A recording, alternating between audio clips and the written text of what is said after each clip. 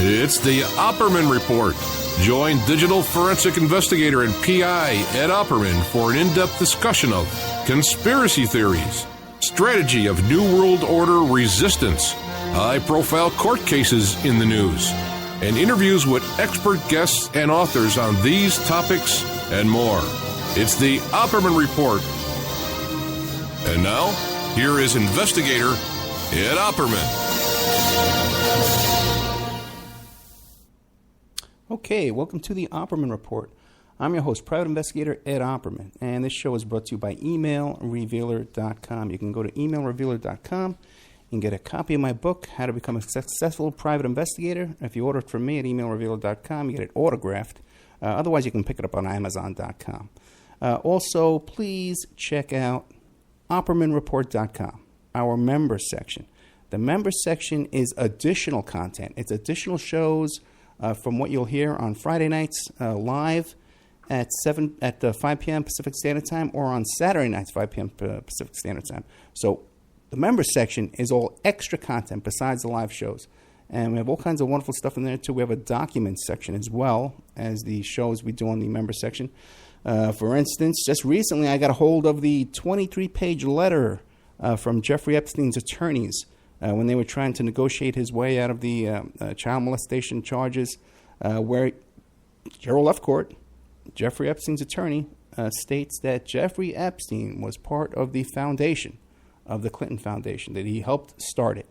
So that's their very interesting stuff. You don't see it on the news, but I got a hold of the whole letter there. There's a lot of stuff in our member section there at oppermanreport.com. Okay, today we got Jeff Warrick. And he's a film producer and director, and he even narrated this film he just put out, Programming the Nation. Now, you can find that at programmingthenation.com. And also, too, if you want to get a hold of Jeff, he has all kinds of Twitter accounts at PTN _ documentary at Twitter. You can find him on LinkedIn, Facebook at Programming the Nation movie on Facebook. And Jeff, are you there? Yeah, I'm here. Jeff, how you doing? Good. And thank you so much, okay, for rescheduling with me. I had a little disaster yesterday, and you were very patient with me. I really, really appreciate that. No problem, Ed. Thanks for having me. Oh, yeah, looking forward to this. I just watched your movie just right before we came on the air right now. And tell us first, first of all, is it Warrick? Warrick, correct. Warrick, okay, as if you're at war. Okay, tell us, who is Jeff Warrick? Well, Jeff Warrick is, just a regular guy like the rest of us. I've studied film and literature at UC Santa Cruz, and I've spent 10 years working in advertising sales for print publications, and 8 years working on this documentary, which was screened at several film festivals and here locally in Santa Cruz and Seattle, prior to a limited theatrical release in New York City, LA, and San Francisco in about 2011. I'm also a father, parent, and I enjoyed coaching basketball and baseball. Okay, great. And you grew up in California? Yeah, I grew up in California. And how old are you now? Southern California originally, but I'm in Northern California now for the last 15, 20 years. What part of Northern Cal? So I'm in Santa Cruz, California. It's kind of a Monterey Bay area. Okay, great. Yeah, we were just up there, yeah. Yeah, it's beautiful. Love it. Oh, I love it too, yeah. Plan on moving, yeah. Yeah, as a matter of fact, that's where I was off the air. We were talking about filming with Hank Harrison, and he's up there in Sacramento area, in Lodi, as a matter of fact. Yeah, I'm familiar with it. Yeah, we went from there to Monterey. We stayed there a couple of nights. We drove down Pacific Coast Highway, Highway 1. Beautiful. Oh, man, loved it. Okay, now, and how old are you about? I'm 47. 47, okay, still a young man. Okay, great. Now, relatively. Yeah, right. It's all relative. I know.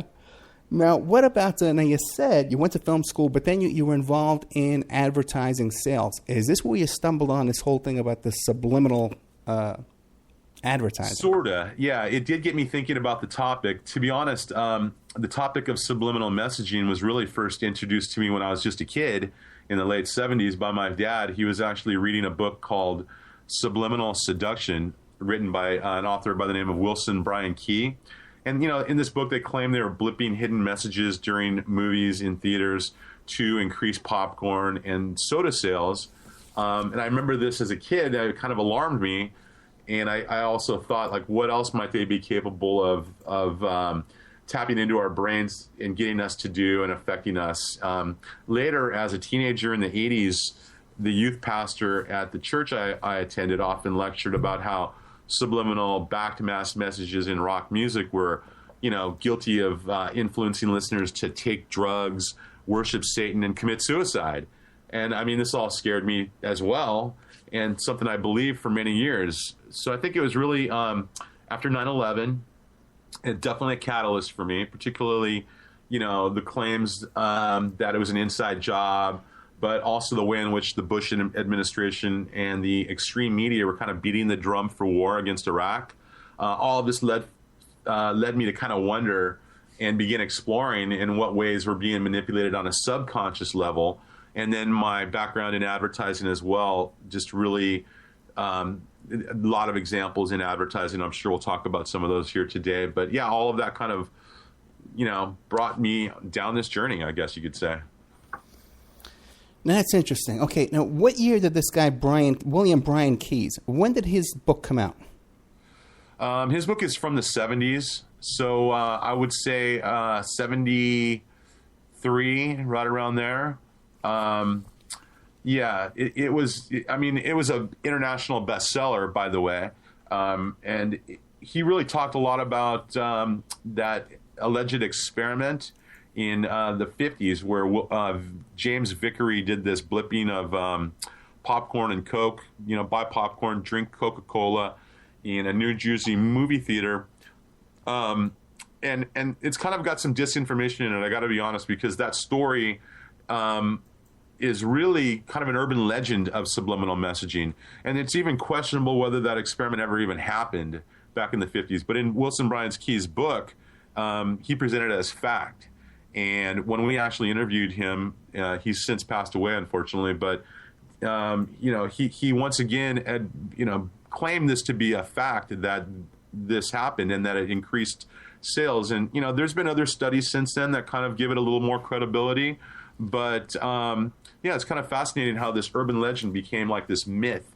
And then it's like quoted as fact since then. So we tackled that a little bit. Yeah, you did. In the film, you mentioned this guy, Key. It's Wilson Brian Key? Yeah, Wilson Brian Key. I kind of consider him the godfather of subliminal messaging. Right. Now, and in the film, at first you kind of say you believed him, but then you said, well, there's some studies that said it was kind of faked and the study didn't even exist. He didn't really do it. What was your impression of the guy when you met him? Was he kind of a huckster or kind of guy that you... You know what I mean? To be honest, I kind of looked at him as a little bit of a huckster in a way.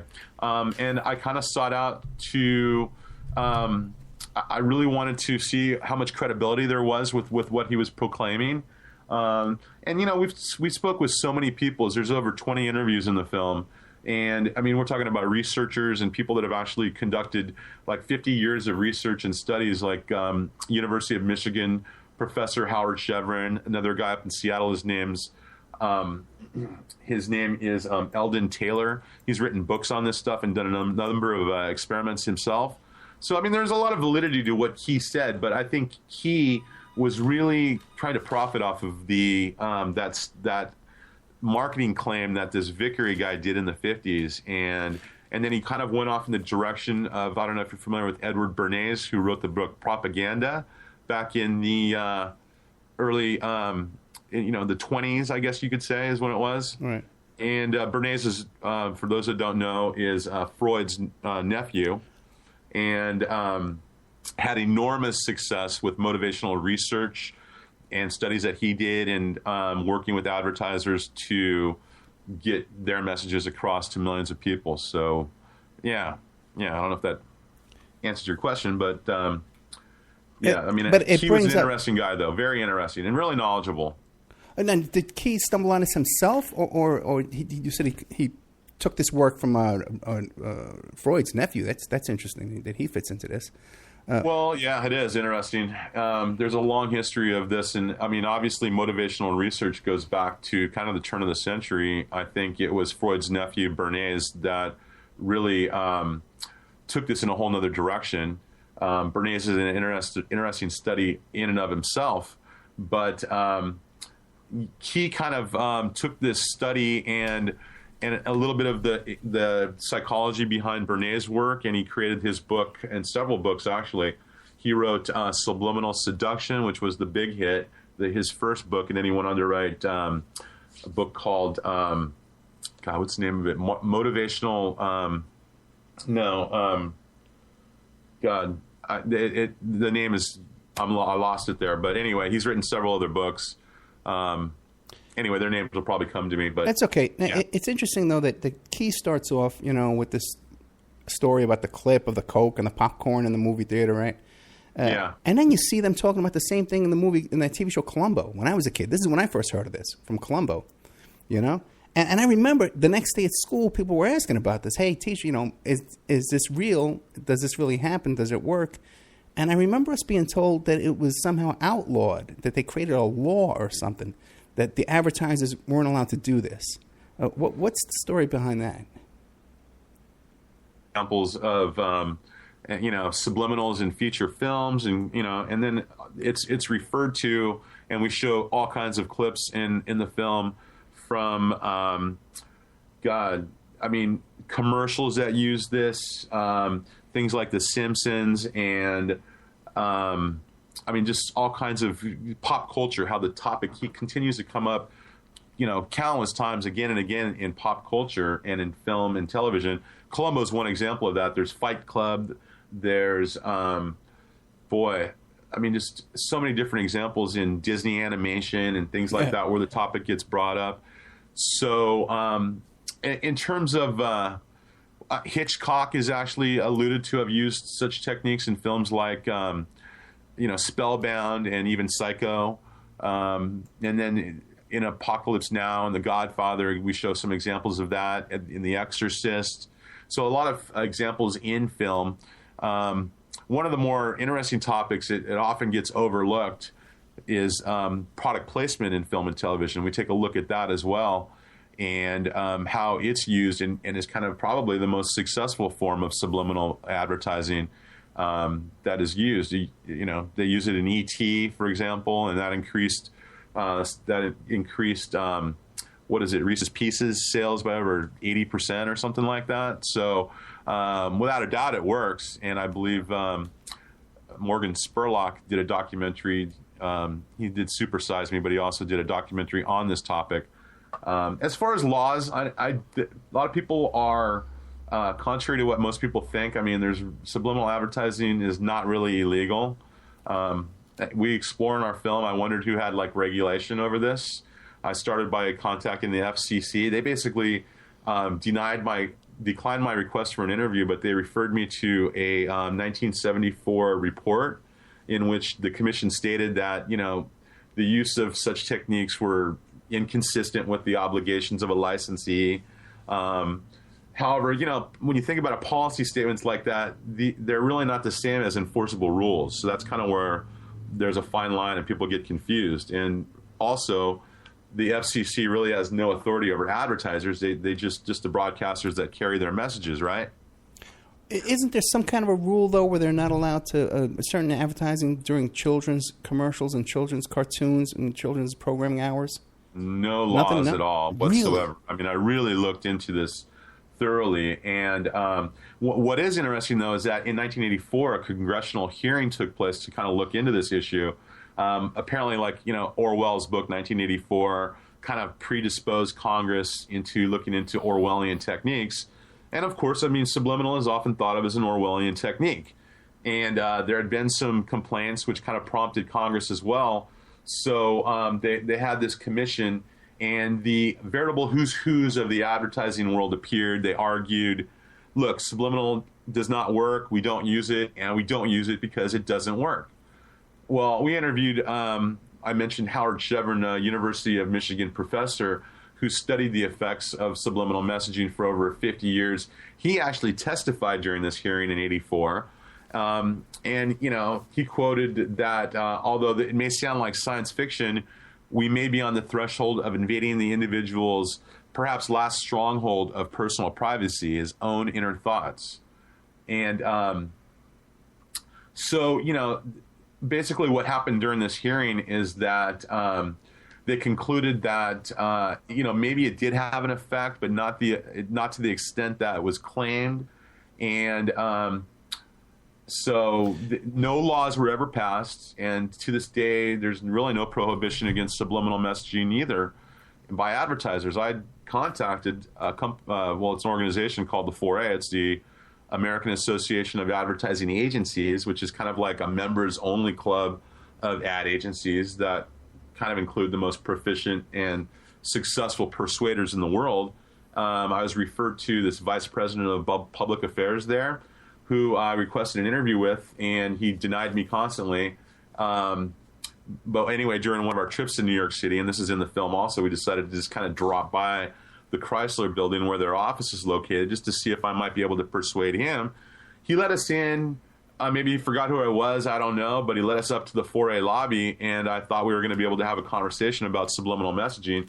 But he kicked my camera out, and he took me into his office and kind of lectured me on why doing such a documentary was wrong, which I don't get. But, this whole thing, it's just like a conspiracy theory. I don't know why people are so... it seemed like he's really trying to hide something. I don't know why this couldn't be more forthcoming and speak with me about it. But all I'm really looking for is kind of a stance on where people stand on this issue, whether they agree that it exists, whether they don't agree. And a lot of people just really didn't want to talk about it. Well, let me ask you this. What is the official position, that this works or it doesn't work? Because I know for a fact, in my own life, for a small period of time in my life, I sold cars at a car dealership, and they taught us this little trick where when you're talking to the customer, you would ask them 4 questions in a row where they would answer yes. Well, you want to get a car today, right? You want something you can afford, right? You want something that's you're going to look good, and you want something with good gas mileage, right? They say yes, yes, yes over and over again, and the last question is, well, okay, sign here. You want the car today, right? And they would do that. And I've used this in my own personal life, just picking up girls in a bar, and I know it works. So now, but the advertising industry's official position is that this doesn't work? Well, that's just to give people the illusion that they're not using it so that they can feel safe and continue watching television, because, we're not doing anything here. It's basically, they kind of laugh it off as it was a big joke and try to make light of the situation. But I think there's been plenty of research conducted that shows that, it does have an effect. It does work.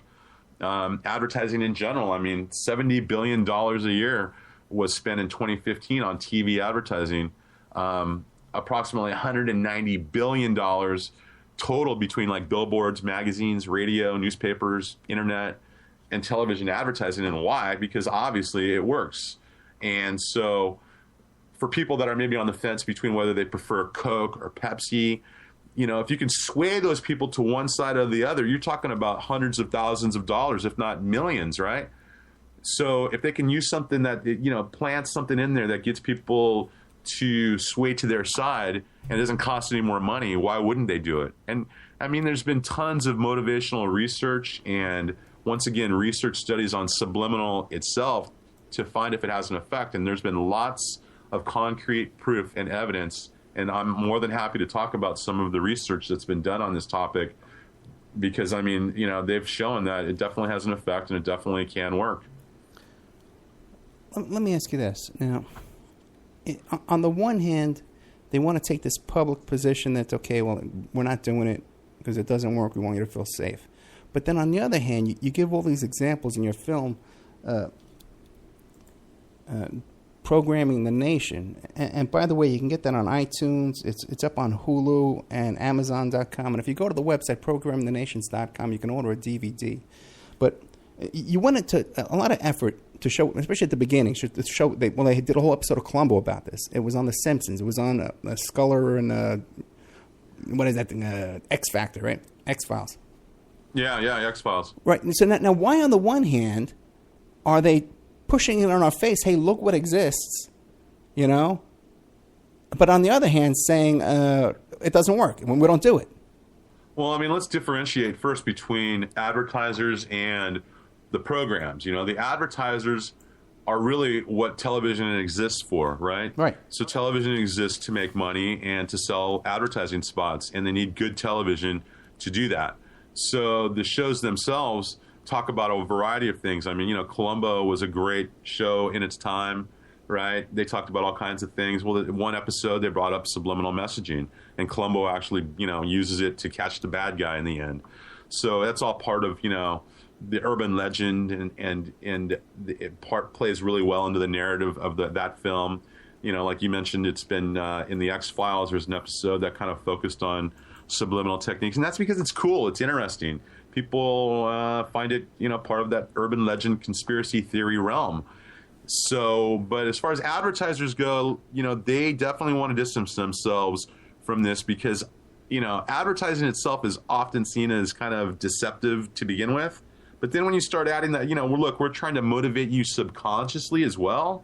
I mean, then now you're taking it to another level. So I think advertisers really do not want to comment. They don't want to be involved with the discussion of even whether it's used or exists, because they just want that. All they want to claim is, no, we don't use it. It doesn't work. Why would we?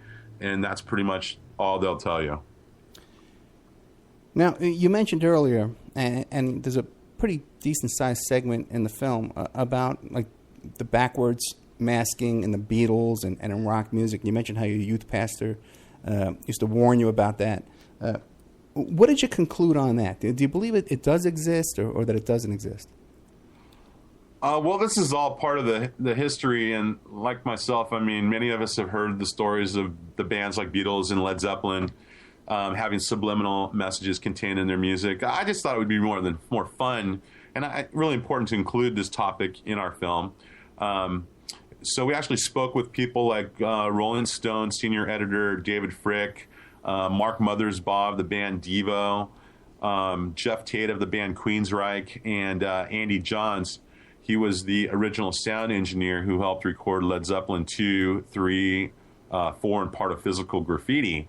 And so it was really revealing. I mean, I learned a lot of, I think it's definitely being used. I think it's being used in a different way than in advertising. I think it's being used kind of similar to how it's used in film, like The Exorcist. It's used to get people's emotions stirring. And let's face it, good music really moves us, right? So adding things to the music can really have an impact. Adding things to movies can really scare us. I think when subliminal techniques are used in art, a little more leeway should be given, because really you're not trying to sell anyone anything. You're just trying to get them involved in your show or in your song, right? When it's done to sell people things or get people to smoke more cigarettes or drink more alcohol, a little more, that's a little more of a serious topic there that needs to be explored. But yeah, I mean, we did a little trial in the film. We got 3 groups of high school students, and we played the section from Led Zeppelin where allegedly it contained backward masked satanic messages, and we asked them to tell us what they heard. And I think really we proved that the satanic message stuff, you can really hear what you want to hear, Right. A lot of people claim that, it has all of these messages regarding Satan and stuff. I mean, I think a lot of that is kind of ridiculous. But yeah, I think there's a lot of examples of bands that have used it on purpose to, make their music a little more deep, add some depth to it. Yeah. So, yeah, it's definitely used in music and movies, but for a different reason. Okay, so now, you don't agree with your youth pastor's theory that this stuff was being implanted into this music in order to capture people's souls and get them on the road to hell? I mean, when I was a teenager, I really did, and so this stuck with me until I actually did my own digging and did some research. And I don't really believe that anymore. But I mean, there's been some interesting things that have happened. I mean, we show a section that is the Judas Priest trial. Right. This is a little more serious because it's a short section of our film, but it illustrates the suicide and attempted suicide of 2 Reno, Nevada high school kids. This took place in '85, I believe. The case itself was really monumental in a number of ways because primarily it is the only example in history where a wrongful death suit against a rock and roll band actually went to trial. I mean, similar cases like the one against, I believe it was Ozzy Osbourne, which you might remember, it was always thrown out of court because of the First Amendment and freedom of speech, right? But the judge in this case concluded that subliminal messages would not be afforded First Amendment protection, which basically resulted in this heated court battle between the parents, the band, and the record label. I don't want to ruin it by giving away too many details, but it's really fascinating what happened and how it all transpired. I think viewers will be both shocked and surprised by it. Yeah, and that really is a tragic scene in the film, too, because the kid who attempted suicide shot his whole face off with this shotgun, and it's just a horrific... and lives. Horrible and just very shocking, to say the least. Yeah, he's totally disfigured. Now, what did you conclude, though, about the Beatles planting stuff in their music? Oh, yeah, there's countless examples of them using it in songs like... Strawberry Fields. What other ones? Paul is Dead. I'm the Walrus. I mean, they're always exploring and playing with. I mean, that's just good musicians, and especially just really creative guys. When rock and roll was just taking off, exploring and experimenting with different techniques to get different sounds, playing music forward and backwards, and doing different things. So. There's definitely some legitimate examples of it being used in the Beatles' music, not the satanic stuff, but just being used for fun, hidden messages. I think the fans were so into that group that they were playing the music forwards, backwards, listening for hidden messages, and I found this, I found that. So there's a lot of truth to that. Yeah. Okay, but now then Crowley, Aleister Crowley. Okay. Yeah. He talks a lot about really elaborately learn to read backwards, learn to walk backwards. He talks about, and I believe the Beatles were influenced by Crowley, and there's even a recording of McCartney where he talks about hanging out with William S. Burroughs and doing this backward stuff with Burroughs. What do you believe it was? What do you make of that? Well, Crowley's kind of an interesting character. He's definitely on the darker side of the spectrum when it comes to... I mean, he was an admitted Satanist. He was considered one of the evilest people in England back in the 19th century. And we explored Crowley and his influence with the Beatles, but also Led Zeppelin. And is a lot of... that's very legitimate, and I think he had an impact on both bands, without a doubt. I think both bands were exploring kind of the darker side. Also, Crowley was into psychedelic and psychoactive drugs, and let's face it, both those bands were experimenting with those drugs as well. Yeah. So they were influenced by Crowley, and just Crowley really fits in well with rock and roll, because rock and roll is very much about do what you want, have fun, enjoy your life, right? And I mean, Crowley's own words, one of his famous sayings was "Do what thou wilt." So this really rubbed the church the wrong way. I can understand them having some issues against the bands that are using or were influenced by such a man. And Crowley, yeah, you're right. He definitely preached in his books. He had a book called Magic, I believe, which was very fascinating. And he recommended learning how to read and write backwards and speak backwards, and that would get you closer to God or Satan. I don't know, whatever it is that you believe. But those were techniques that he preached using, and so I guess it did have an influence on both of those bands, on countless other bands as well. I mean, Ozzy Osbourne has a song, Mr. Crowley, and I think a lot of those bands are exploring the darker side. I also think that good music and good film has great storytelling, right? So is it really wrong to tell a story about this guy? I mean, it's interesting, it's fascinating. Is it does it mean that they're really sitting around with upside down crosses praying to the devil? I don't think so. Okay. All right, with Jeff Warrick, let's take a little commercial break. Jeff Warrick, his film is Programming the Nation, right? Now, you can watch that today. You can pick it up right now on iTunes, Hulu, Amazon, or you can go to his website, programmingthenations.com, and you can purchase a DVD. We'll be right back with more of Jeff Warrick after these messages.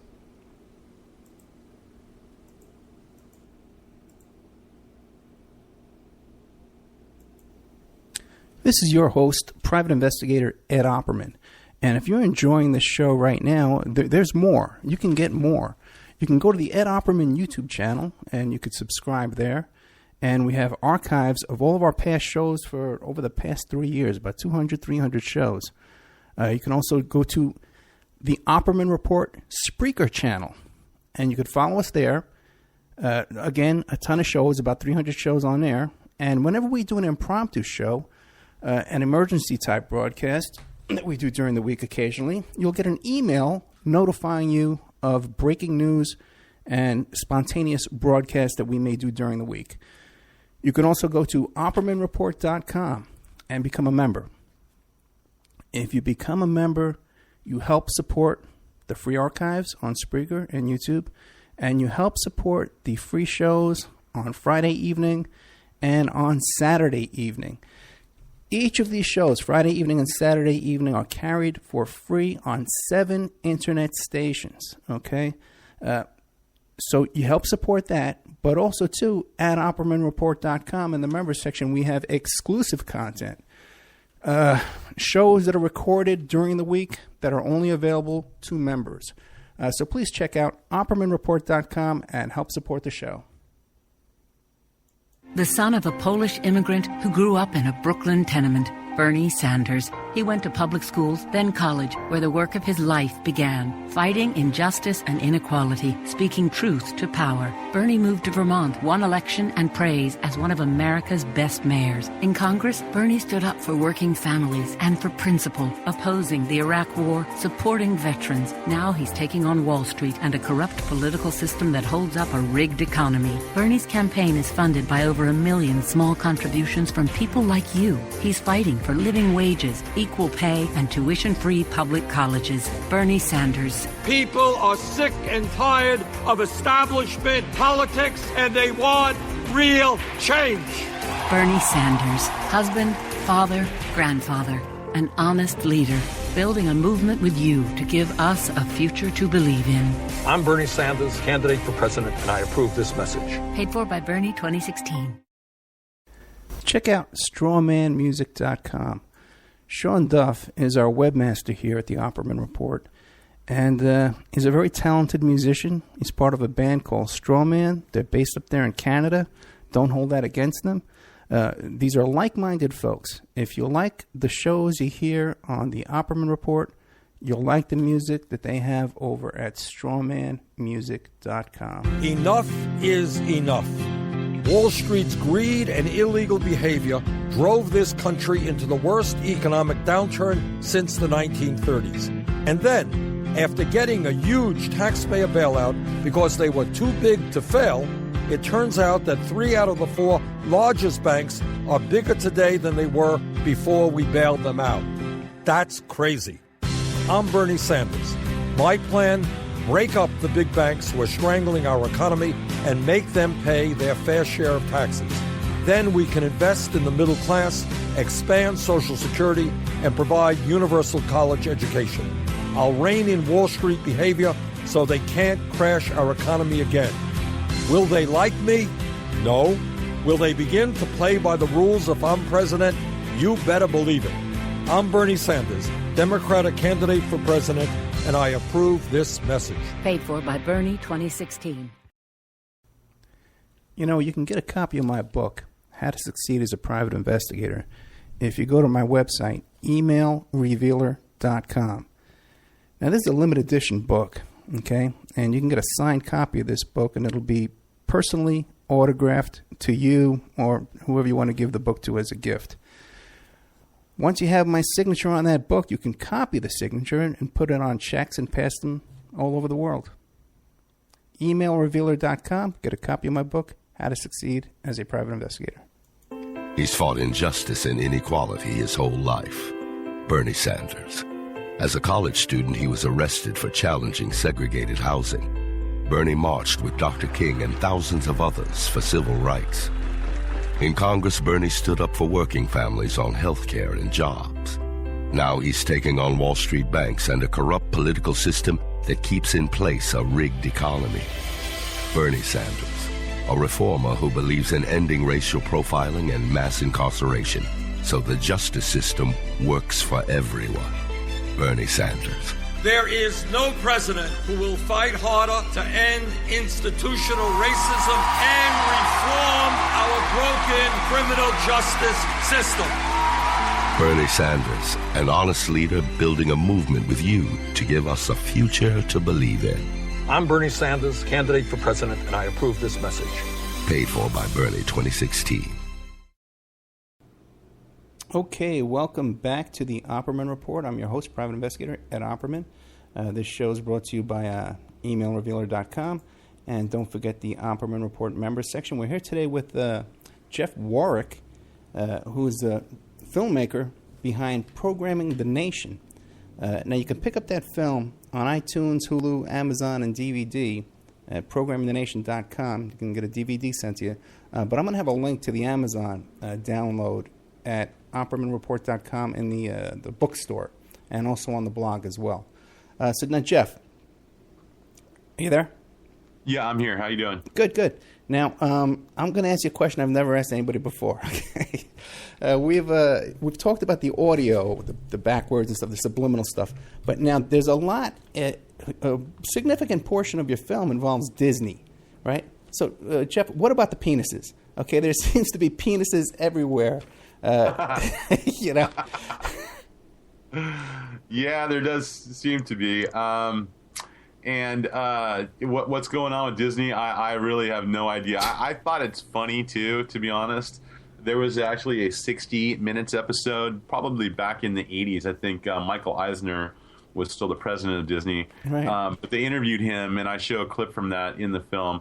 And, you know, they're asking him about a scene from The Little Mermaid where a priest allegedly has a bulge, I guess you could say.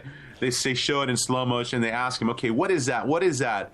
And he goes, look, it's just his knee. It's not a bulge. Yeah, I mean, that's just, I find that funny. I find it interesting. What is Disney trying to do? Are they really trying to sell sex to our children? I don't know. I never got conclusive evidence that was the case. Maybe it's just, Disney artists with too much time in their hands and they're overworked, just trying to have a little fun. But I mean, there are tons of examples of it in Disney animation, including, not just The Little Mermaid, but I think Toy Story, Tangled, The Lion King, Aladdin, The Rescuers, Who Framed Roger Rabbit. I mean, countless others. So it's fascinating. I just, I thought it was fun and I included it. Well, in Family Guy, his chin. Peter's chin are testicles, and it's just. I never noticed that. Oh yeah, he says it. The guy Seth MacFarlane, he admits it. It was just little things that stuck in there as jokes, but that's more for adults. Yeah. Well, it's funny, and it definitely looks like that, and I mean, artists having fun. I mean, what can you say? But then also, sex does sell. I mean, let's be honest here. But then also too, you have in advertising, you have a lot of images where you can see. Real veiny penises, inserted into a roast beef and all kinds of crazy stuff. Yeah, we show a lot of examples, and I got to be honest. I mean, I found like almost none of those. Those were all examples that people had shown me, given to me, sent me. Right. And I just, the best ones I included in the film so that people could see what is alleged to be included in a lot of advertising. I think I talked to an expert about this, and it's fascinating because for it to be effective in advertising, a subliminal message really has to either stimulate an unconscious anxiety or satisfy this unconscious fantasy. And, the human mind is extremely sensitized to things that deal with both the beginning of life, or sex, and the end of life, death. So if you can plant something in there that's really strongly motivating, like sex or death, I think the unconscious will remember that for a long time. Now, the alcohol and tobacco industries are notorious for using these kind of techniques in their print advertising. And, I mean, you'll literally find hundreds of examples of these hidden sex, phalluses, skulls, and death symbols in their ads just by searching the internet. And like I said, we show a lot of these examples in the film. According to one of our experts whom we interviewed, I guess this unconscious anxiety or this fantasy that you can get from those messages is both associated with the consumption of cigarettes and alcohol. So, in other words, we both know that people smoke and drink when they're more nervous, right? So it's totally logical to think that, making them nervous induces them to consume more alcohol or tobacco.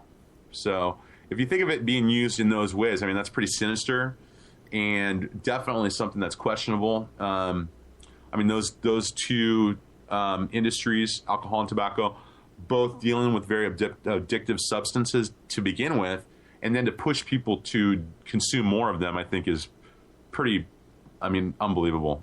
Yeah, but people, I think, sex is already associated with cigarettes and alcohol, whether, Yeah, on a conscious level, though, right? But if you can influence them unconsciously to smoke or drink more without them even realizing why, like if you can get people all wound up because of a hidden penis that they saw, but they didn't even realize they saw it, or why they're even smoking another cigarette or having another drink. I mean, that's to get people to try to do that on a subconscious level. That is just unquestionable.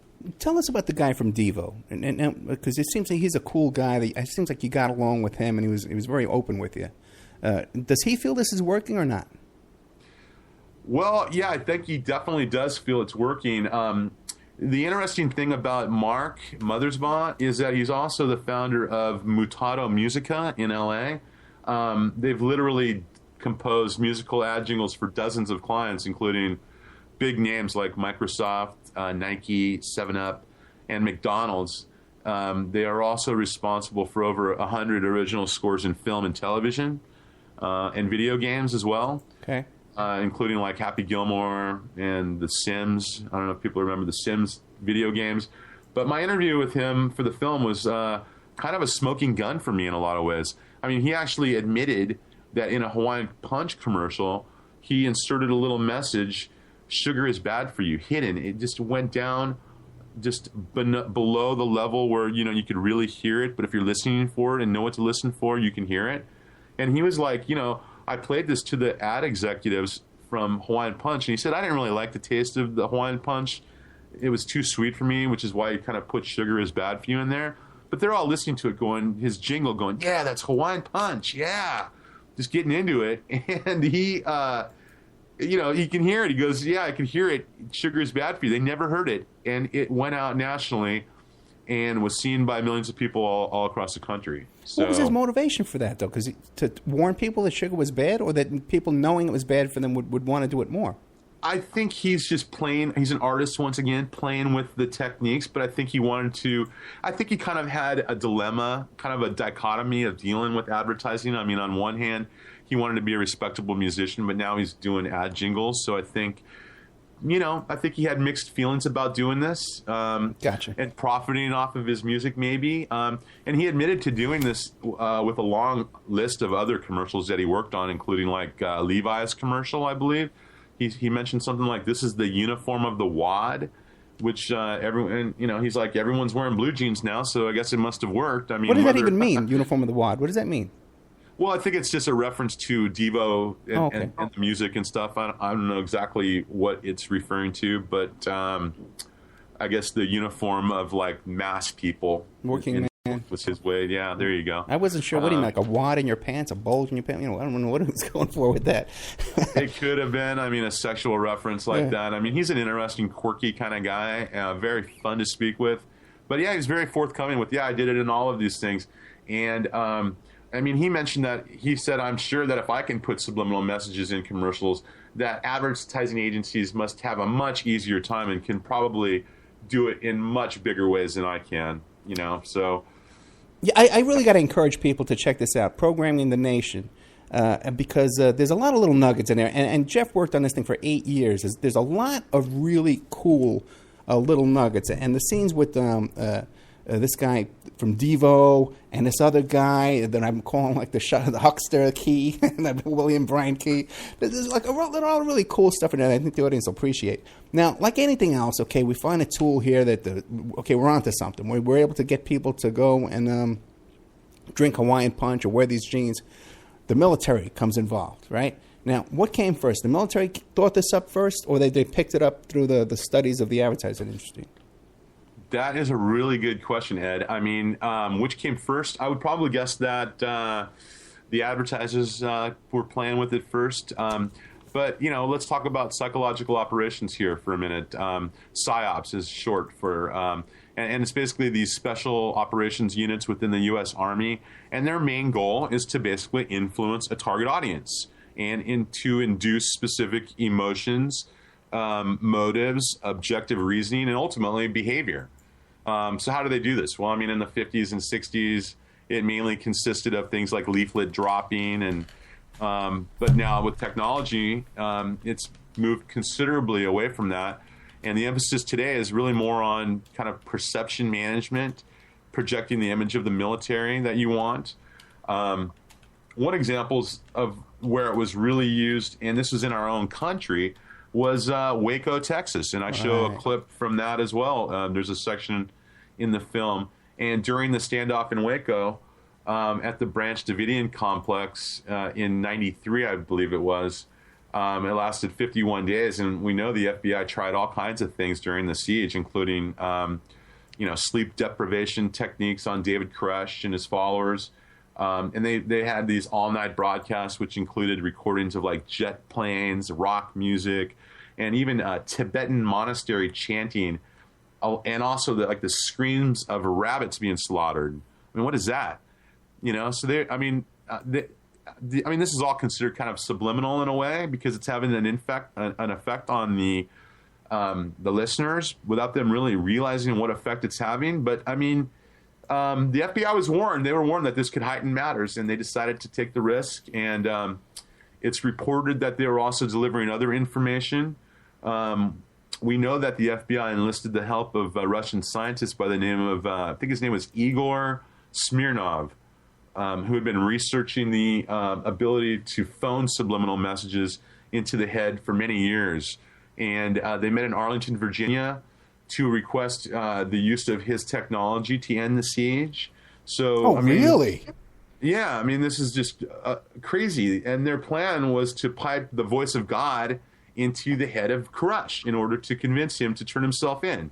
To my knowledge, I mean, they decided not to employ his techniques, but, I mean, it's been alluded that they might have used other methods, such as mixing words and specific voices of family members with the recordings being broadcast, that they would recognize on a subliminal level, but not on a conscious level. So, I mean, all of this was believed to be used to create like fear and anxiety on the cult members, which, I mean, if you look at what happened there, and if you think about it, is that really the right thing you wanted to do in that environment, or did you want to bring people to calmness and thinking more clearly? I mean, what they did was they agitated the situation. They created an explosive situation. And, I mean, now the results are very clear. Yeah, and that would explain, too, why they would not let his mother speak to him, his real mother speak to him, because it might conflict with what the voices they were sending over, the message they were trying to. Very interesting. Now, what'd you come up with on HAARP? I'm not convinced about HAARP and a lot of the theories about HAARP. What did you come up with? Well, HAARP is very interesting. HAARP, for people that don't know, it's an Alaskan it's a base, basically. It stands for High Altitude Auroral Research Program, located in southern Alaska. It was originally a joint effort between, I believe, the Air Force and Navy, and then it was ran by DARPA. DARPA is basically the Defense Advanced Research Projects Agency, so getting kind of into the woo-woo stuff there when you're dealing with that, right? It's dropped recently in terms of classification, and now they've said that it's closed, like the facility has been closed. Right. To me, that seems like maybe it's gone even deeper, black box, like what are they doing, right? And we talked to some experts, including an author who had written books about non-lethal weapons, technologies. And yeah, he said that, it has the possibility for doing everything from like weather modification to disruption and disabling of electrical and communication grids, strategic missile defense, and all kinds of other stuff. But another potential application of HAARP is this earth-penetrating tomography, which is basically like X-raying the earth and finding hidden bunkers and underground tunnels and that kind of thing used for, drug and human trafficking. But when it's used in this way, these large antennae are fired in an array, right, one after the other, pulsating this high frequency signal into the atmosphere. Then it bounces off of the ionosphere. It's returned to the Earth in the ELF range, or extremely low frequency level. And that is exactly the level that exists, that the human brain operates at. So, I mean, these ELF waves causes the brain patterns, allegedly, to lock on and begin mirroring them. And this is what's known in the literature as a FFR. It's a frequency following response, which is capable of causing everything from alertness to passivity on entire populations over wide geographical areas without anyone ever realizing consciously what just happened. So are they really using this? I mean, it's crazy to think that they would be, but certainly it seems like they're capable of it. It's interesting. One thing I could tell you from personal experience is before the first Iraq war, I had met some people that were from Egypt, and many of them had they had this vision, like the whole city had this vision of the Virgin Mary up in the sky. And there's all kinds of stuff going on in the Middle East, too, where they see these jinns, and they see them inside mosques, and they see angels. There's a lot of stuff that's going on over there you don't hear about here in the United States. And I've always believed, especially this thing about the Virgin Mary sighting that like 1,000 people saw in this town, was some kind of U.S. military control kind of program, like to project something up in the sky there. Because I remember them telling me that everyone saw it, but they heard it in their heads, which is which is like. But now you're saying for the Koresh thing though that our government didn't have this. We needed some guy from Russia to use his equipment. Well, that could be Commando Solo, and we talk a little bit about Commando Solo in the film too. It's basically an Army aircraft. I believe it's a C-130 Hercules. It's dedicated to just psychological operations, or PSYOPs, strictly. And it acts as an airborne radio television station, directly broadcasting messages that you want the enemy to receive. And so during the first Gulf War, like you mentioned, in Desert Storm, it was alluded that these kind of systems were being used because of the way in which the Iraqis, one of the largest armies in the world, essentially just gave up. I mean, it was like children at an elementary school, like during their first fire drill, just running out of the bunkers and surrendering. And I mean, it really did look like one of these techniques for influencing behavior had been applied. I believe the Scottish media after the war reported on Project Solo, and they mentioned that not only can it broadcast like certain messages via radio or television, but that it can also piggyback a signal on that would create anxiety and fear as an emotional state. So is that what happened there? I mean, I don't know, but it's definitely seems like it's in the realm of possibility for sure. Yeah, and if you look at the history of the Iraq-Iran war, where they were just like just waves of humans just charging against each other into open fire, and that went on like 10 years. It's not like these armies were not battle tested and motivated just with the blind aggression. So whatever, Absolutely. Whatever happened, who knows? Now also too. Now I guess I missed the point in your film Programming the Nation about how 9/11 ties into this.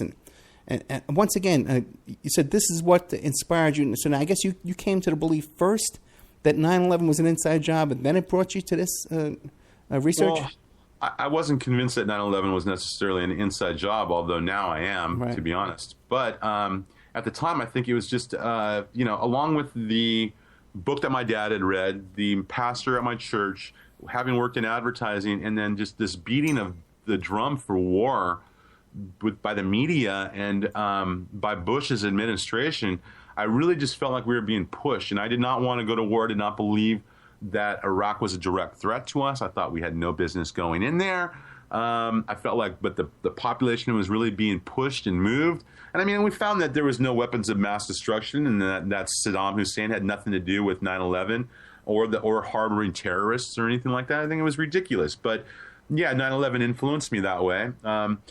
And then the conspiracy theory behind it being an inside job, all of that kind of got me thinking about ways in which we're being manipulated, and I thought subliminal would be kind of fun. And going back to the whole conspiracy thing, a lot of people ask me, hey, do you think there's really a group of people, sitting behind closed doors and smoking cigars and plotting world conspiracy using this kind of technology? I mean, no, I don't, of course.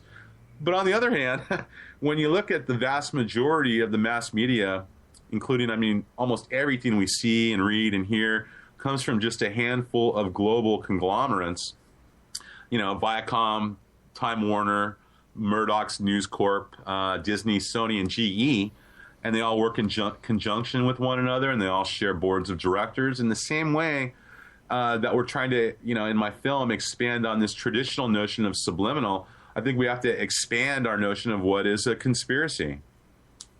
Okay, that brings me to a quick question. It's kind of a left curve for you, but a curveball. As this past week, we saw this stuff. It's just I'm swimming this week, and a lot of people are. Their heads are swimming in confusion and shock and disbelief. First, you see this thing with Comey. It's got to be Project HARP, then, without a doubt. Yeah. Right? No, but first we see this whole business with the emails, and there's a congressional hearing. Comey comes out and says, "No, I'm not going to prosecute." And then we see this whole week long with shootings in Dallas and all kind of craziness. And the cops down there were just flipping out. There was an incident a couple of days later where they were planting C4 explosives on doors and fences in their own police garage. Like, these guys are like way off the. And then we see Bernie up there with Hillary giving this endorsement, and everyone's just so destroyed and dejected. Do you see like a pattern of a whole week-long events like that being on purpose? Well, it makes you wonder, I'll tell you that. And I'll be honest. I think that there was this political revolution that was taking place with Bernie, and how successful that really was. I think that it had everyone up in arms that, at least the people that are in control, right? Like the dominant, the elite, the government, and these large conglomerates, these corporations, right? Yeah. So I think this week-long event was kind of a way of showing us that no, nothing's really changing. It's just really just one side against the other, Republican or Democrat. You got your choice between these two lesser of two evils. So who's it going to be? And you're basically bringing us back to reality. It is kind of disheartening in a lot of ways, and it shows us that a political revolution is possible, but really I think it needs to be more long-term and sustained. So here we are back to the sad reality that you either got this guy on the left or this guy on the right, or in this case, this woman on the left, to choose from, neither one which I particularly agree with or condone or promote. So here we are. All right, my friend. We got like 1 minute left. What do you want to leave us with? I know programmingthenation.com. You can get a hold of this excellent video. I really recommend it. But do you have any events coming up? How can people get a hold of you? They can reach out to me via email, the Facebook page, Programming the Nation Movie, or we have a YouTube channel. It's Ignite the Mind. My company is Ignite Productions. I guess that's it. Also, I think it's important for people to realize that there is a lot of positive to come from all this. It's not just, I don't want everyone to just run away being scared. I think that my goal with the film was really to, for people to kind of raise their level of consciousness in ways. And really, I studied film in college. And so I came from a critical place looking at television and advertising, having worked in both of those fields. But I want people to kind of expand their notion of what subliminal is, how they're being influenced, raise that level of consciousness, and kind of, acknowledge that this stuff exists and how we're being motivated and moved in a lot of ways. So, that was my goal. There's a lot of other things. There's a whole subliminal self-help tape market that I was going to include in the film, but didn't really fit, and we didn't have enough space for it, so we had to let it go. But, there's examples of how you can use this stuff for the benefit and for the positive of your own mind. And I really encourage people to go out and explore that as well. So it's not just negative and it's not just fear. There's a lot of positive, good things that can come out of the movie and watching it. Very, very interesting. Okay. Jeff Warrick, first of all, anything you work on in the future you want to promote, just give me a call. We'll put you right back on the air right away. ProgrammingTheNation.com. Excellent film. You can get it on iTunes, YouTube, Hulu, DVD at the website. Thank you so much. And again, thank you for rescheduling with me and being so patient with me. Thank you so much. Jeff Warrick, ProgrammingTheNation.com. Hey, thanks a lot, Ed, for having me. Hey, thank you, brother. Good night. Take care. Okay. Gotta shut this off.